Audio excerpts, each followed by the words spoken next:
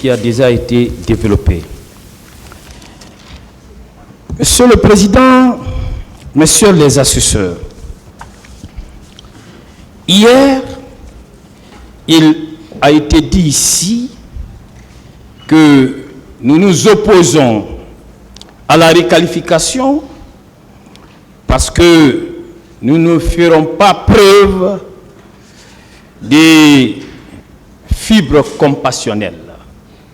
Monsieur le Président, je pense qu'il est du droit des avocats de la défense, lorsqu'ils estiment qu'une question de droit est soulevée et que cette question de droit est en porte-à-faux avec les droits de la défense, de réagir, de répliquer dans le cadre d'un débat contradictoire,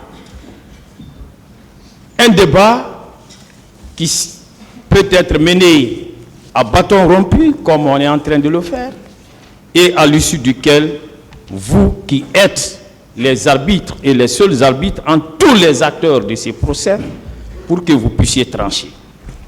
Monsieur le Président, vous comprendrez que les principes que nous invoquons à l'appui des arguments avancés ici, ces principes-là, nous ne les inventons pas. Ces principes-là, Monsieur le Président, sont les mêmes que ceux qui sont invocables devant la Cour pénale internationale.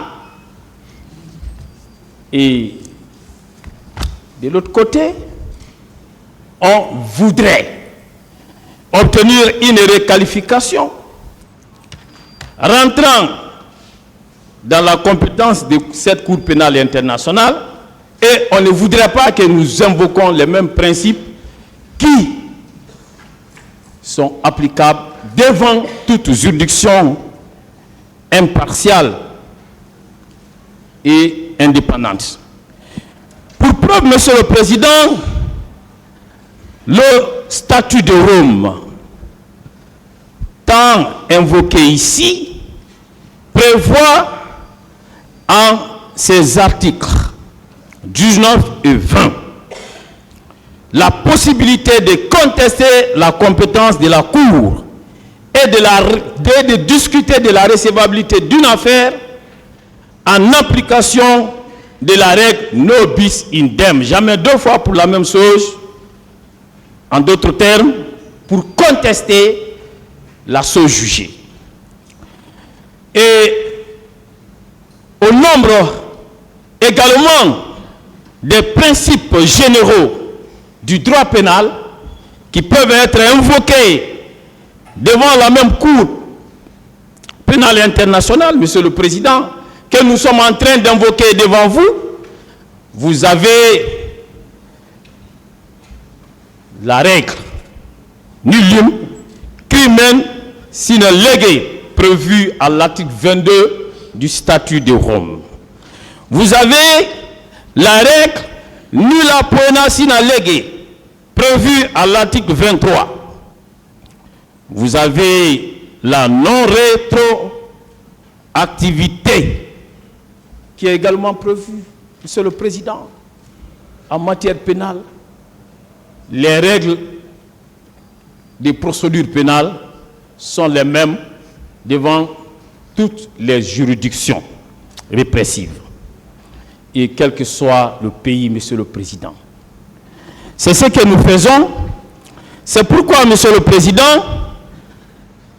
vous nous permettrez de revenir sur la particularité de l'ordonnance. L'ordonnance numéro 007, en date du 29 décembre 2017. Monsieur le Président, cette ordonnance ne semble pas être bien comprise. Cette ordonnance, Monsieur le Président, n'est pas une simple ordonnance. Cette ordonnance, Monsieur le Président, représente à elle seule 3 ordonnances à elle seule. Mais il n'y a qu'une seule parmi les 3 ordonnances, Monsieur le Président, qui vous saisit.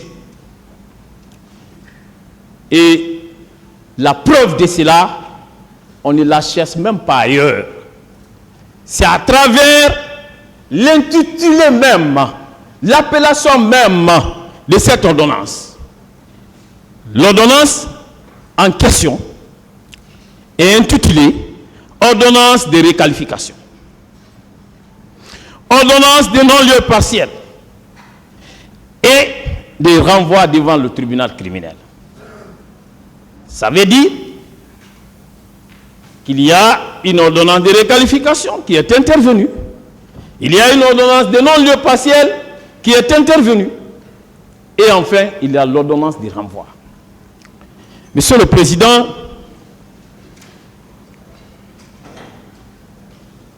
par rapport à chacune de ces ordonnances, nous savons que le législateur est très clair.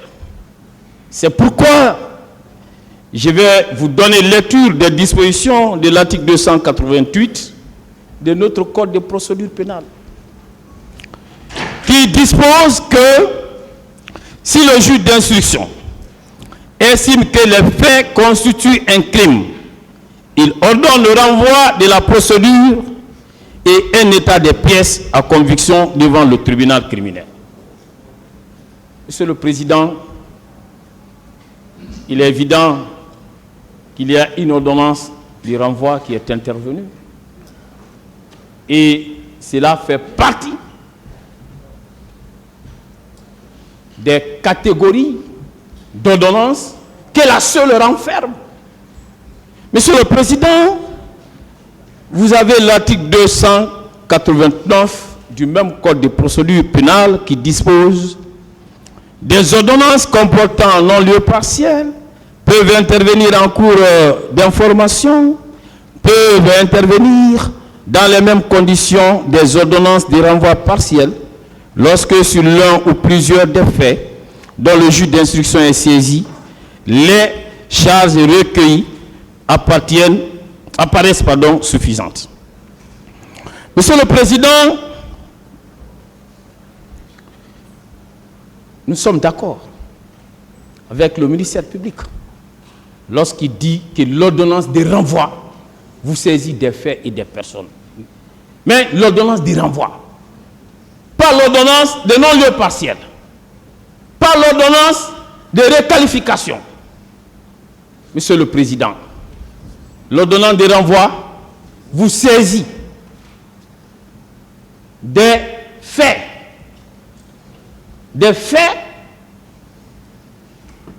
constitutifs d'infraction de droit commun pour lesquels les 11 accusés dans le box sont renvoyés. L'ordonnance vous saisit, Monsieur le Président, du pouvoir de juger les 11 accusés. Mais, Monsieur le Président, il est évident que cette ordonnance, qui constitue également une ordonnance de non-lieu partiel, cette ordonnance-là ne vous saisit pas ou ne vous confère pas le pouvoir de juger ceux qui ont bénéficié du non-lieu. Quand vous prenez cette ordonnance, un non-lieu a été prononcé en faveur de M. Mathurin Bangoura et Bienvenu Lama. Pourquoi ils n'ont pas comparu ici? Parce qu'il est évident que l'ordonnance qui a été rendue, que l'ordonnance en date du 29 a également statué sur le renvoi et sur le non-lieu. Dès lors qu'il y a non-lieu en faveur d'une personne, même si le juge d'instruction a statué par la même décision, alors ça veut dire que le juge devant lequel il y a eu renvoi ne peut plus juger cette personne. Ça, c'est une évidence. Mais, Monsieur le Président, qu'est-ce qu'on ne veut pas admettre? On admet les effets attachés à cette ordonnance en ce qui concerne ces dispositions, ces rapportant au non-lieu partiel en faveur de M. Mathurin Bangoura. en faveur et de bienvenue là-bas. Mais on ne veut pas admettre ces dispositions en ce qui concerne la requalification. Monsieur le Président, cette ordonnance est intervenue et cette ordonnance a procédé à la requalification des faits concernant les crimes contre l'humanité et la responsabilité pénale du commandement militaire. Nous ne reviendrons plus sur ça. Pour preuve, vous n'avez jamais entendu qui que ce soit ici, en tout cas en notifiant les charges, vous n'avez jamais parlé de ça. Monsieur le Président, il s'agit de cette requalification. Nous disons que cette question de requalification a fait l'objet d'une décision contre laquelle toutes les voies de recours ont été exercées et sont à date définitive. Sinon, nous savons, Monsieur le Président, que l'ordonnance de renvoi qui vous saisit des faits et qu'en tant que juridiction de jugement, vous êtes maîtresse de la qualification des faits dont vous êtes saisi. Mais, Monsieur le Président, dans cette affaire, il se trouve que votre saisine a été précédée par une ordonnance de requalification qui est déjà définitive, qui a été soumise à l'épreuve du double degré de juridiction et de la cassation. Cette ordonnance a été attaquée devant la chambre de contrôle de l'instruction, deuxième chambre, confirmée. Attaquée devant la Cour suprême, confirmée, sur la base des principes dont j'ai fait état tout à l'heure, qui sont même reconnus par la Cour pénale internationale. Monsieur le Président, il fallait lever cet amalgame, cette confusion entretenue à dessein par le ministère public pour obtenir à tout prix la requalification. Mais nous sommes sûrs d'une chose. Vous êtes des magistrats aguerris, des magistrats expérimentés. Nous osons croire que vous êtes respectueux des lois de la République de Guinée et que vous rendez la justice au nom du peuple de Guinée. Et qu'en tant que magistrat, vous n'êtes l'émanation d'aucune des parties. Même si hier, on a entendu, et je ne le nommerai pas, un avocat des partis civils dire, Monsieur le Président, qu'il pleuve, qu'il neige, qu'il aura requalification. Comme si cette juridiction leur appartiendrait. Monsieur le Président, il y a certains propos dont on doit se méfier pour des raisons de modération. Monsieur le Président, je pense aussi que la partie civile ne semble pas comprendre la notion de la chose jugée. Parce que hier ici, nous avons entendu un éminent avocat dire que la chose jugée était l'action publique et qu'en tant que telle, on n'aurait pas dû l'invoquer à cette phase de la procédure. Mais, Monsieur le Président, qu'est-ce que c'est que la chose jugée? En droit pénal guinéen, tout comme en droit pénal français, Monsieur le Président, Messieurs les assesseurs, dans le code pénal guinéen, tout comme dans le code de procédure pénale guinéen, la chose jugée n'est pas définie. Dans le code pénal français, tout comme dans le code de procédure pénale français, ce n'est pas défini. Mais, Monsieur le Président, il faut faire du droit comparé quand on sait que notre droit est tributaire du droit français. Monsieur le Président, nous avons l'avantage aujourd'hui, à travers le nouveau code civil de notre pays, d'avoir une définition claire, précise et nette de la notion de la chose jugée. Monsieur le Président, avec votre permission, je vous donnerai lecture des dispositions de l'article 996 du Code civil. L'article 996 du Code civil dispose ainsi qu'il suit.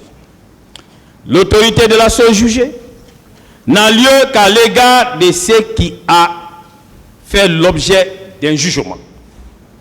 Il faut que la chose demandée soit la même et que la demande soit fondée sur la même cause et que la demande soit entre les mêmes parties et formée par elle et contre elle en la même qualité. Monsieur le Président, cet article est très clair. L'autorité de la chose jugée exige une triple condition. Identité d'objet, de cause et de partie. Monsieur le Président, dans cette affaire, n'existe-t-il pas une décision? Quand on parle de jugement ici, il s'agit d'une appellation générique, au sens du lexique des termes juridiques. Monsieur le Président, est-ce qu'une décision de justice n'est-elle pas intervenue sur la question de requalification? Oui, une décision de justice est intervenue. Personne ne peut le contester dans ces prétoires. Personne. Mais, Monsieur le Président, est-ce que ce sont les mêmes partis qui sont toujours là en train de discuter de la même question? Oui, ce sont encore les mêmes partis. C'est encore le même ministère public. C'est encore les mêmes partis civils qui sont là, qui sont en train de discuter de ce qui a été jugé sur la requalification. Monsieur le Président, que veut le ministère public?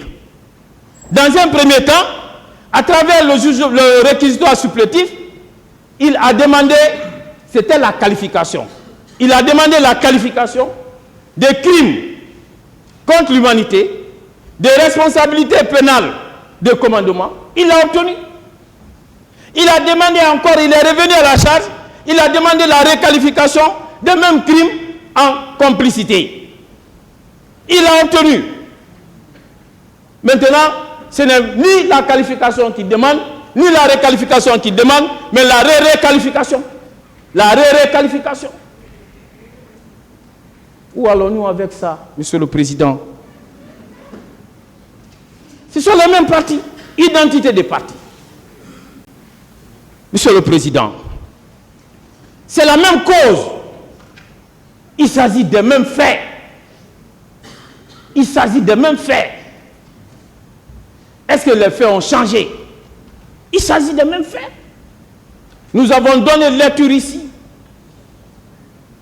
non seulement du réquisitoire supplétif relativement à ces faits.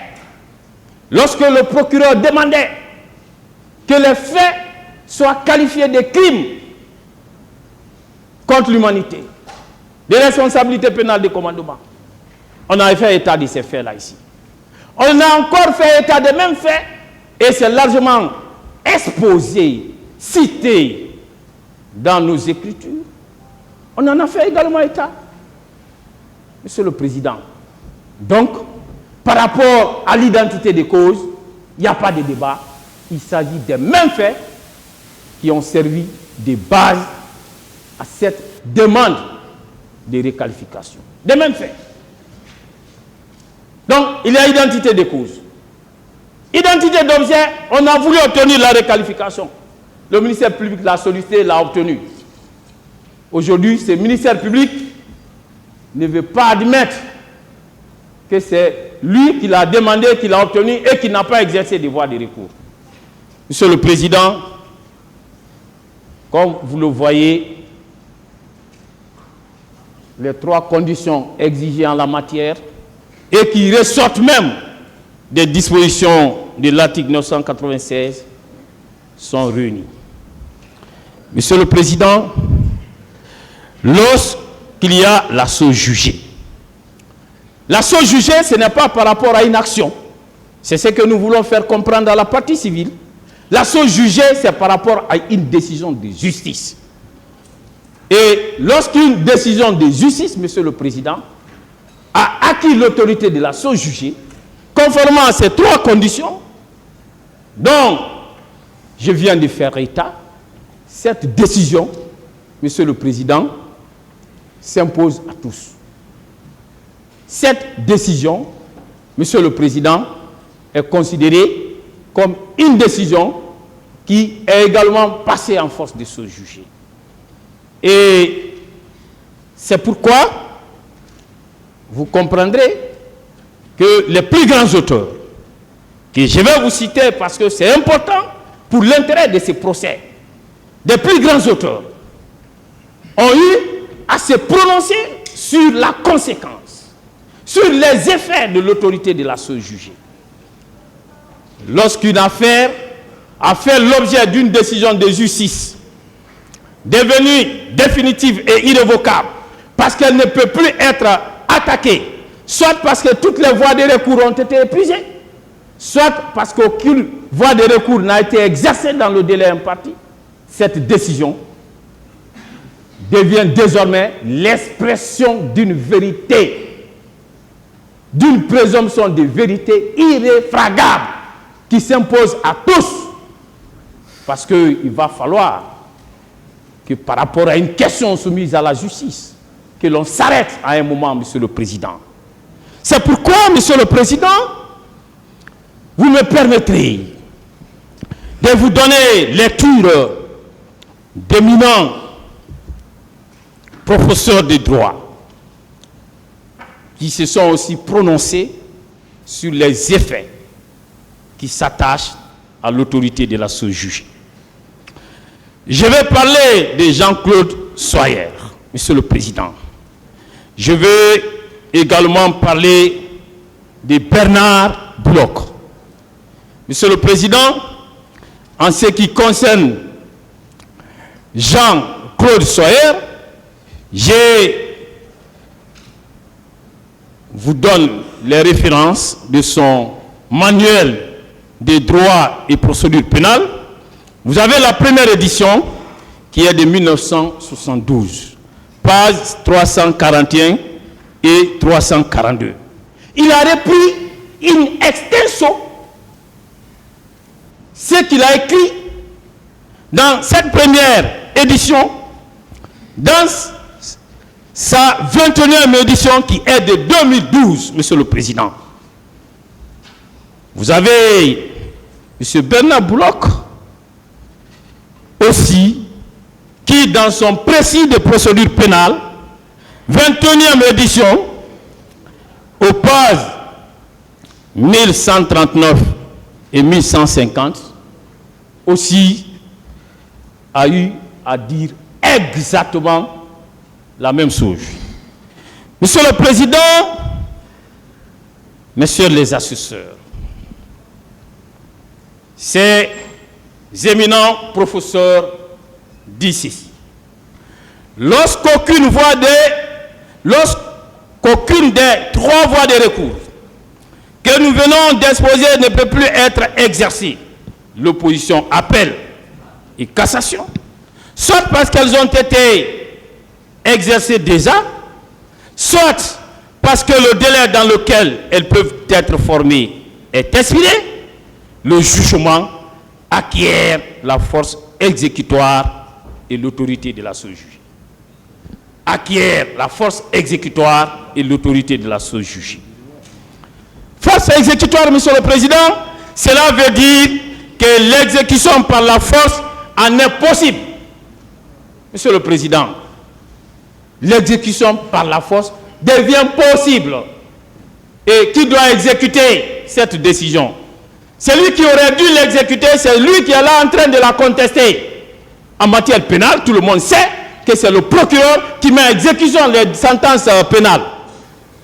Au lieu d'exécuter cette décision, au lieu d'être le garant pour la protection de cette décision, Monsieur le Président, c'est lui qui veut remettre en cause l'autorité de la chose jugée qui s'y attache. C'est lui qui veut remettre en cause la force exécutoire qui s'y attache. Monsieur le Président, comme deuxième conséquence, c'est l'autorité de la chose jugée. Cela veut dire que la décision est considérée comme l'expression, c'est ce que je disais tantôt, de la vérité en vertu d'une présomption absolue, une présomption absolue de la loi. Et que dès lors, l'exercice d'aucune action ne pourra aller à l'encontre de ce qui a été jugé. Il faut, en effet, que les procès aient une fin. Il faut en effet que les procès aient une fin et qu'ils viennent un moment où la chose jugée ne puisse plus être contestée, Monsieur le procureur. Et il ne se limite pas là. Pour terminer, ils disent toute action allant à l'encontre de la chose jugée se heurtera à l'exception des choses jugées. Toute action. Et aujourd'hui, qu'est-ce que le ministère public recherche à travers cette requalification? C'est rendre poursuivable les faits de crimes contre l'humanité, les faits de responsabilité de commandement des chefs militaires à l'égard de nos clients, alors qu'il y a déjà des décisions de justice qui disent qu'on ne peut pas les poursuivre pour ces faits en raison du principe de la légalité, en raison de la non-rétroactivité de la loi pénale. Dans ces conditions, si le ministère public réussit dans son entreprise, si la partie civile réussit dans son entreprise, n'est-ce pas, Monsieur le Président? C'est pour rendre les poursuites, le jugement et éventuellement une condamnation possible. Est-ce que cela peut être possible si l'action publique n'est pas mise en mouvement?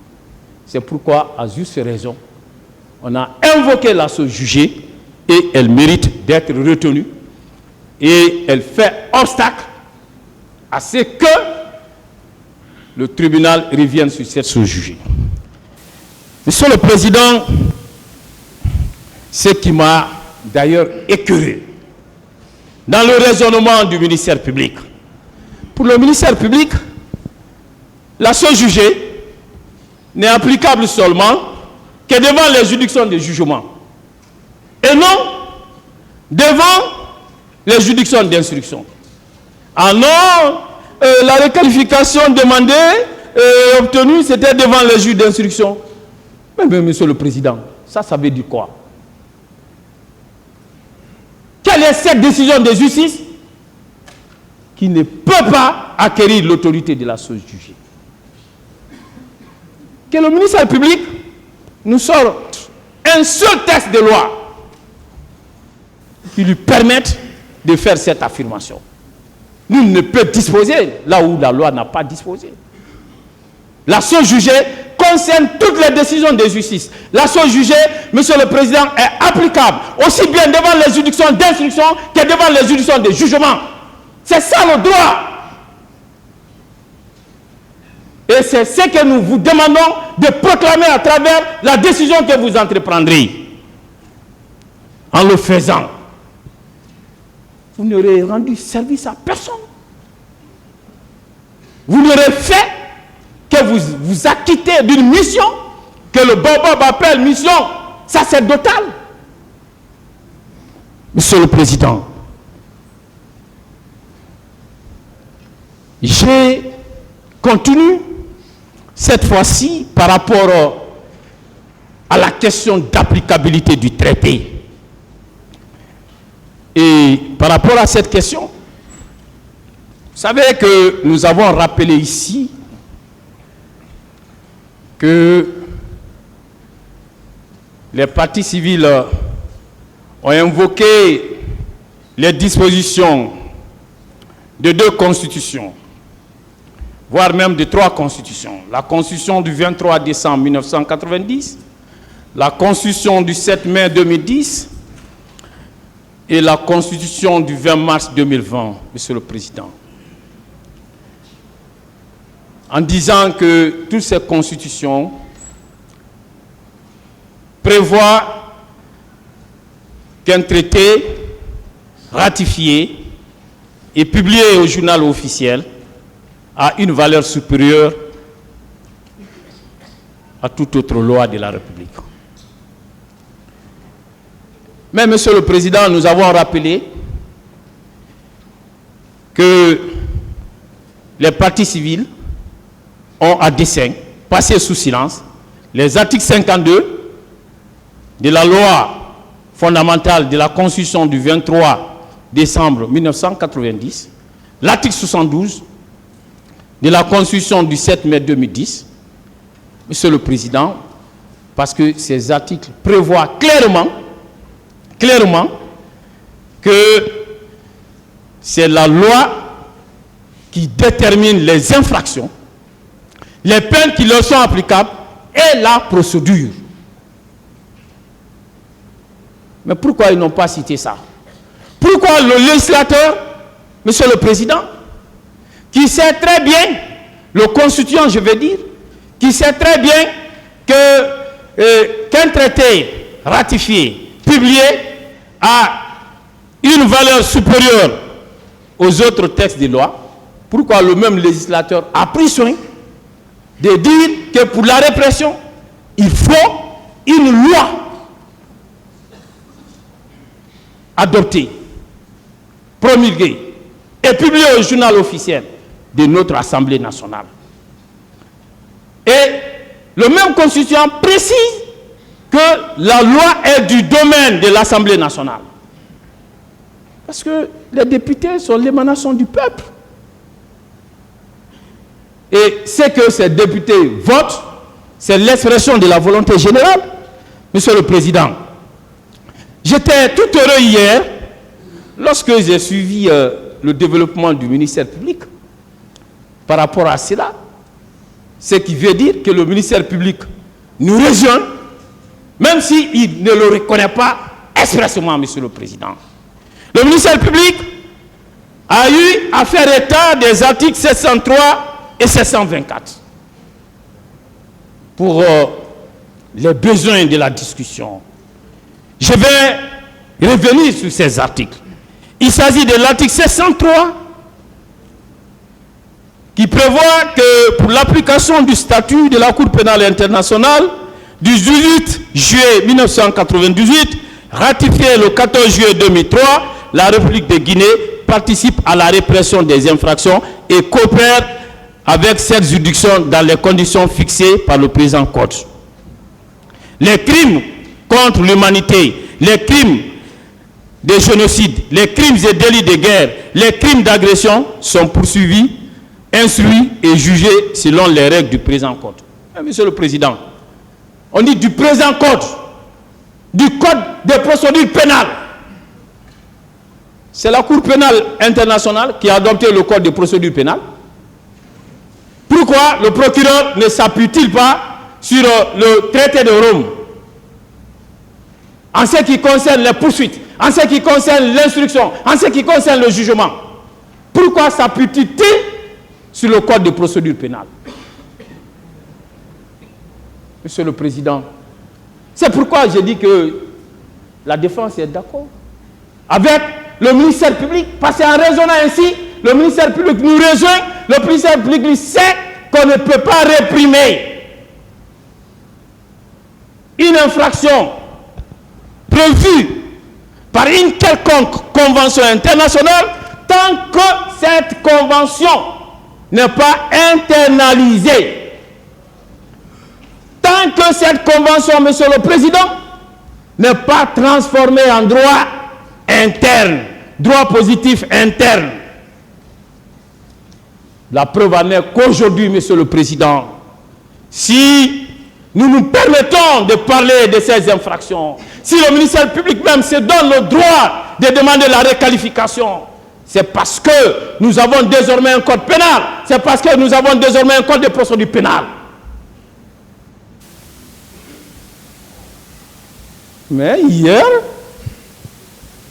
j'ai entendu un éminent confrère faisant du droit international pur et dur dire que le droit international, et en parlant de la théorie moniste, le droit international, dès lors qu'un traité est ratifié, publié, il devient applicable. Ça, c'est la théorie moniste. Cette théorie-là est une fiction. Le législateur guinéen et les décisions de justice intervenues, Monsieur le Président, sur la requalification sont claires et permettent d'adopter une position contraire pour dire que ça c'est une fiction, pour dire que pour qu'un traité, je ne parle pas de toutes les matières, mais en matière pénale, une matière qui requiert de la spécificité, une simple adoption d'un traité ne suffit pas. Vous ne pouvez pas prendre un traité à l'état pur et venir l'invoquer en matière pénale, comme vous le ferez en matière commerciale, comme vous le ferez en matière de questions d'enfance, comme vous le ferez, etc., etc., dans d'autres matières. En droit pénal, ce n'est pas possible. En raison même, Monsieur le Président, du principe de territorialité de la loi pénale. En raison du principe de territorialité de la loi pénale, qui voudrait que seules les juridictions nationales soient compétentes pour se prononcer conformément à la loi nationale sur les infractions commises sur le territoire national. Ça, c'est une évidence. Monsieur le Président, c'est pour vous dire que ce n'était pas du tout intéressant de nous parler d'une fiction juridique. Dans aucun pays du monde que l'on tente de classer moniste ou dualiste, vous ne verrez dans aucun pays du monde réprimer des infractions prévues par une convention internationale sans l'avoir internalisée. Il n'y en a pas. Je mets la partie civile au défi d'en rapporter la preuve du contraire. Monsieur le Président, on est allé jusqu'à nous parler de l'affaire de Laurent Gbagbo et de Charles Blé Goudé. Est-ce que les contextes sont les mêmes? Est-ce que les faits sont les mêmes? Nous disons non. En ce qui concerne ceux-ci, ils ont été déposés par leur État à la Cour pénale internationale. Est-ce qu'on est dans ces cas de figure ici? Nous disons non. Alors faisons attention aux exemples inappropriés. Monsieur le Président, je voudrais donc terminer en vous disant ceci, que notre espoir est celui de nos clients, c'est bien vous.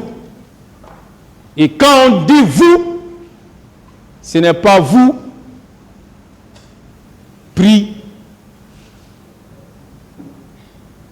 en dehors des fonctions que vous incarnez. Et lesquelles fonctions, Monsieur le Président, Messieurs les assesseurs, vous obligent à dire le droit et rien que le droit. Nous espérons que le droit triomphera dans cette affaire et ce triomphe passe par le rejet de la question de requalification remise à débat. Je vous remercie et je passe la parole à mes autres confrères.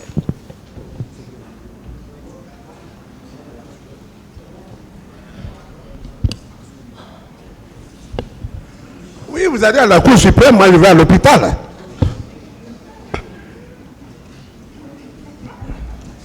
Avec la permission de la défense unanime, hein? Il va à la Cour suprême et moi je vais à l'hôpital. Mais la cause est sérieuse. Les défenses, nos adversaires sont redoutables. Je crois que si nous ne venons pas tous, même sur béquille, c'est pas bon. Monsieur le Président,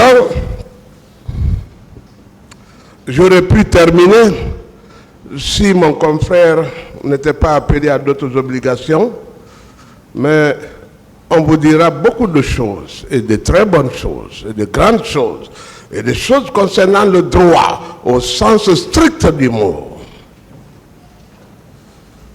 Tout ce que je peux dire en tant que doyen, c'est qu'il faut faire très attention au piège qui vous est même vous-même tendu. Pas en demandant la réqualification, c'est que, sans le dire et à mot voilé, on veut vous retirer la connaissance de cette affaire. C'est très sérieux.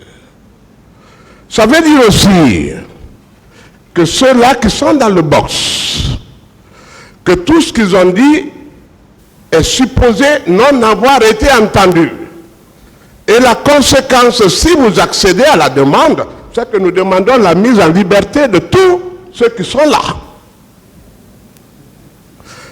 C'est la case départ, c'est la reprise de l'instruction, c'est la reprise de toutes choses. C'est très important, Monsieur le Président.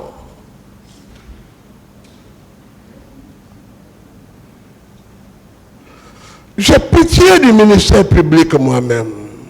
Je vois même qu'il est effondré dans son fauteuil moelleux pendant que nous sommes dans ce siège difficile à supporter. Et surtout moi avec mon handicap.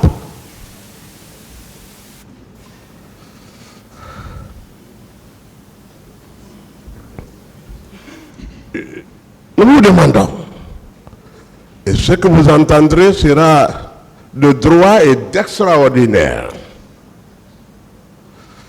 Nous savons que vous êtes pétris de dons, de talents, d'aptitude, d'habileté, d'intelligence et de maîtrise des affaires. J'ai dit en 2003 à une audience, j'ai dit, Monsieur le Président, je me réserverai de vous dire merci parce que juger, c'est votre credo, c'est votre sacerdoce, c'est votre raison d'être d'ailleurs. Rendre le droit au nom du peuple de Guinée, c'est là d'ailleurs votre vocation. Et le sacerdotal, je crois que Maître l'a dit, mon héritier, il a dit.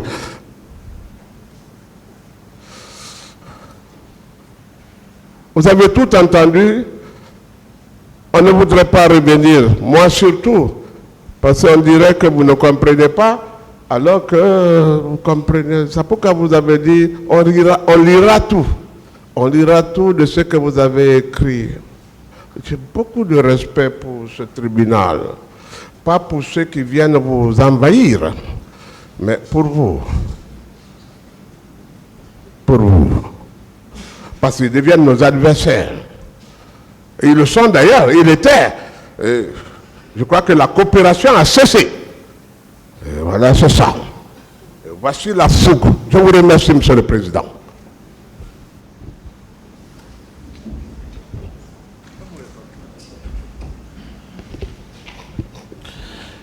Que dire après les brillantes interventions de Maître Lanciné Silla, mon professeur du cours de procédure pénale? Que dire si la pertinence, la solidité, la consistance de son argumentaire ont déjà mis KO le ministère public qui fait pitié à la défense?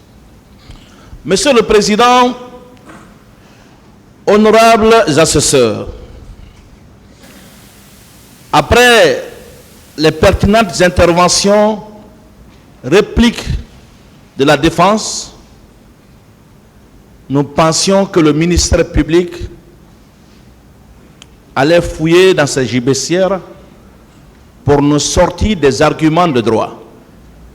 Mais en lieu et place des arguments de droit, on nous a opposé des arguments d'autorité. Mais ce n'est pas la défense qui va souligner au tribunal qu'ici, c'est la force des arguments qui prime et non l'argument de la force. Un représentant du ministère public, dans un ton musclé, a fait savoir que les avocats de la défense n'ont pas fait preuve de compassion à l'égard des victimes, raison pour laquelle ils sont en train de contester les réquisitions aux fins de réqualification qu'on nous a jetées à la figure. Ce n'est pas un argument de droit. Ici, nous ne sommes pas des tailleurs, nous ne sommes pas des figurants, nous ne sommes pas des décorateurs. Nous sommes des avocats qui sont soucieux de la plénitude de l'exercice de leur sacerdoce. Nous ne pouvons pas laisser passer n'importe quoi. Nous ne le faisons pas parce que nous avons peur d'affronter la réqualification réclamée. Nous le faisons parce que juridiquement irrecevable et mal fondé. Et nous ne pouvons pas, dans le désir de faire plaisir à qui que ce soit, fermer les yeux sur cette illégalité, cet abus de procédure. Monsieur le Président, qui peut enseigner aux avocats de la défense la compassion? Quand dans les débats ici, un représentant du ministère public se moquait de l'âme de feu Makambo, quand il interrogeait un accusé, en souriant, en se moquant, pour savoir comment Makambo a été exécuté. Qui peut enseigner la compassion à la défense? Monsieur le Président, la compassion est déjà habitée par la défense. Et même par l'accusé que nous défendons, le capitaine Moussa Dadis Camara. On l'avait dit ici, la preuve contraire a été rapportée et depuis là, personne n'en parle. Monsieur le Président, on a voulu aussi enseigner à certains avocats de la défense que quand on est avocat, on ne doit pas épouser une cause. C'est vrai, je suis d'accord avec le ministère public. Un avocat qui épouse une cause va raisonner par le cœur. Et par le cœur, on ne raisonne pas. Le cœur ne raisonne pas. C'est la raison, c'est la tête qui raisonne. Le cœur ne raisonne pas. Je suis d'accord avec le ministère public. Mais quand le ministère public épouse une cause, il cesse aussi d'avoir la raison. Et nous pensons malheureusement dans cette affaire que le ministère public est passé à côté de sa mission, qui est celle de représenter la société. Quand on a pour vocation de représenter la société, on a pour vocation unique et principale de requérir l'application de la loi. L'application de la loi se fait en toute objectivité. On ne le fait pas en servant des intérêts particuliers. On ne le fait pas en se servant de la justice pour régler des comptes à un accusé. On ne le fait pas en s'abritant intelligemment derrière ses prérogatives pour garantir l'impunité pour un groupe d'individus et l'acharnement contre un autre groupe.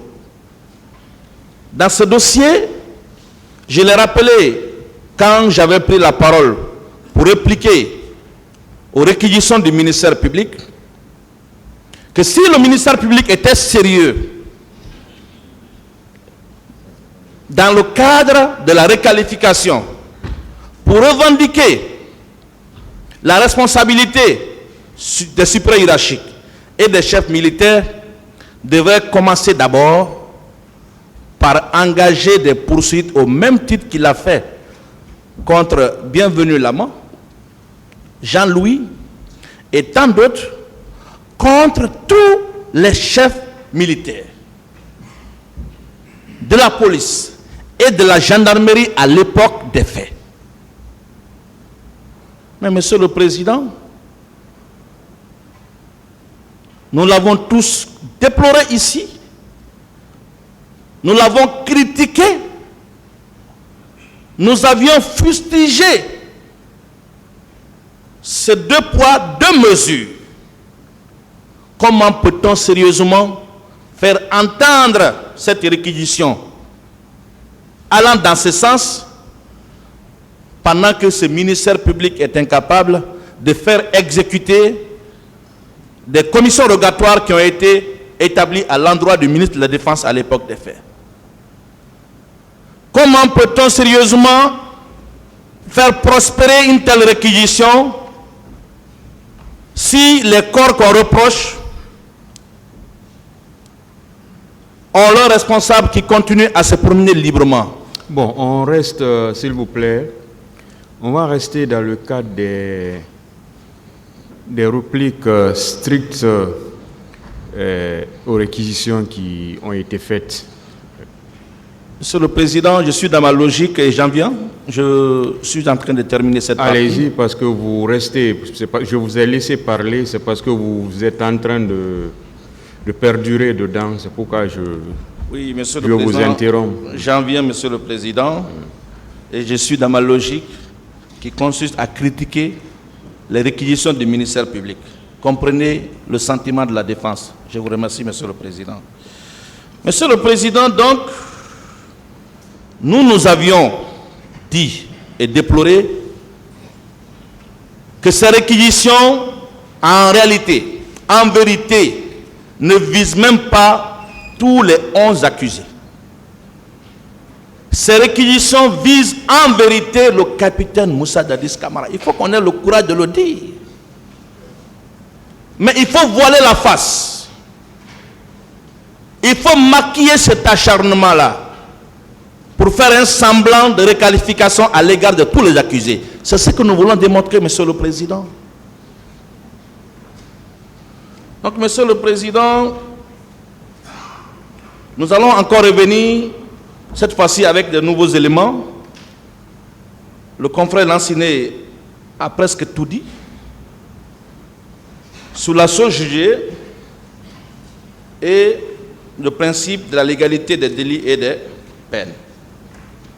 Maître Lansiné Sila, dans son intervention pertinente, vous a parlé de la définition dans le droit positif guinéen de la chose jugée, consacrée à l'article 996 du Code de procédure pénale. Il en a suffisamment développé. Je vais, n'est-ce pas, m'abstenir de développer ce qu'il a déjà bien dit et très bien dit. Et, Monsieur le Président, honorables assesseurs, j'ai entendu accessoirement, à l'issue de l'intervention du ministère public, un confrère de la partie civile, pour qui d'ailleurs j'ai beaucoup d'estime et de respect, dire qu'il n'y a pas chose jugée quand il s'agit d'une décision rendue à l'instruction préparatoire. Est-ce que ça veut dire que les décisions rendues par un juge d'instruction, la chambre de contrôle de l'instruction, la Cour suprême n'est pas un acte juridictionnel? On vous a défini ici ce que c'est que la chose jugée, les éléments constitutifs de la chose jugée. Je ne vais pas revenir sur ça au risque de me répéter et abuser de votre attention.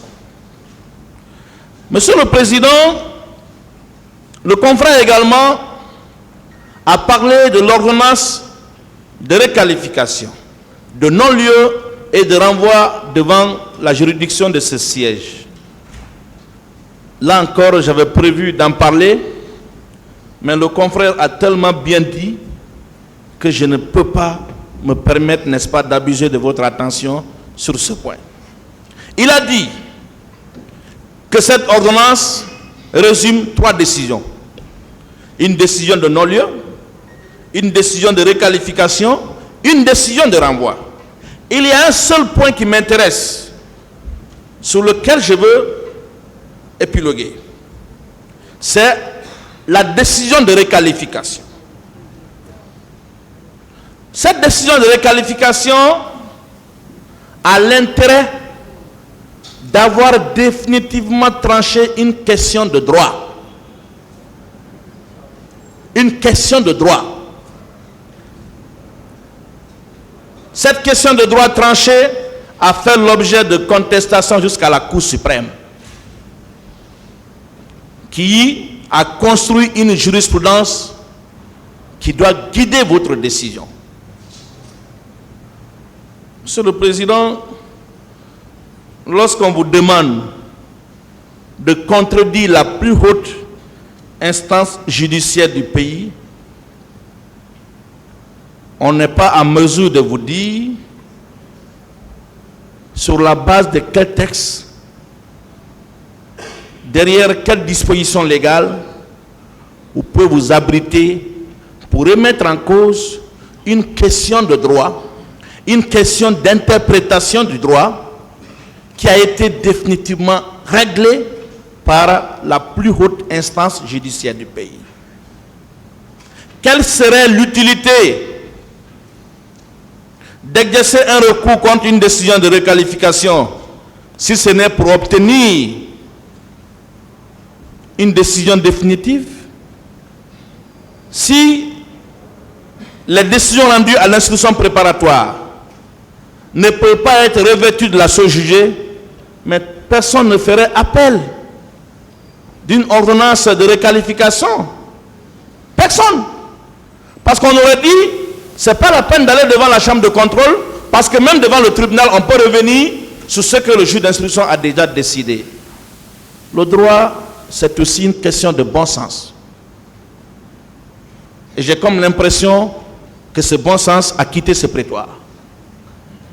Monsieur le Président, le ministère public, par la voix du magistrat très pertinent, que j'aime souvent et affectueusement appeler le magistrat polyvalent, a appuyé ses réquisitions sur les articles 703 et 724 du Code de procédure pénale. L'article 703 du Code de procédure pénale dit ceci. Pour l'application du statut de la Cour pénale internationale du 18 juillet 1998, ratifié le 14 juillet 2003, la République de Guinée participe à la répression des infractions et coopère avec cette juridiction dans les conditions fixées par le président Tite. Mais nous ne sommes pas dans ce cadre-là. Nous ne sommes pas devant la CPI. Et quand on parle de la répression des crimes relevant de la compétence de la Cour pénale internationale, j'aurai l'occasion de revenir là-dessus. Je n'ai plus besoin de dire qu'à l'époque des faits, cette infraction n'était pas internalisée. Mais Monsieur le Président, il faut qu'on arrête de se moquer du tribunal. Il faut qu'on arrête de se moquer de nous. Ce procès est très sérieux et il faut qu'on le prenne au sérieux. Nous devons donner le bon exemple et nous espérons que ce bon exemple viendra par la pertinence des arguments, des motivations qui vont ressortir de la décision à intervenir. Il faut que le ministère public comprenne qu'il ne peut pas à tout moment et à souhait manipuler la justice comme il le veut. Je l'ai rappelé ici que c'est le même ministère public qui a réclamé et obtenu à travers ses réquisitions du 11 décembre 2017 la requalification des faits. Il n'a pas exercé de recours contre cette décision. Comment d'un seul coup et à tout hasard, ce même ministère public peut se raviser encore pour revenir devant vous pour dire « Oh, je m'étais trompé et je veux qu'on revienne sur ce que je vous avais demandé. » C'est pourquoi j'ai dit on doit vous respecter. On doit respecter le tribunal. Qu'on arrête de se moquer du tribunal. Monsieur le Président, je vais aller directement sur le second point parce que honnêtement, je n'ai pas envie de répéter ce qui a été bien dit par mon professeur Maître Lansiné-Sila. Pour revenir sur le principe de la légalité cette fois-ci avec de nouveaux éléments. Vous savez, Monsieur le Président, hier, nous avons entendu un docteur en droit public, confrère de la partie civile, nous enseigner ici à sa manière. Pour dire que la signature, la ratification, l'approbation et la publication au journal officiel d'une convention internationale suffit pour que cette convention entre en vigueur. Maître Lanciné Sylla vous a démontré la particularité du droit pénal et je vais me permettre d'y revenir.